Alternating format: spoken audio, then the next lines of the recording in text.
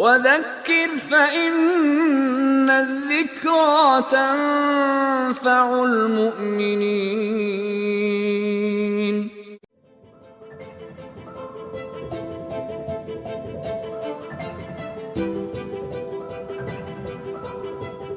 Lack of interest is the most dangerous vice there is.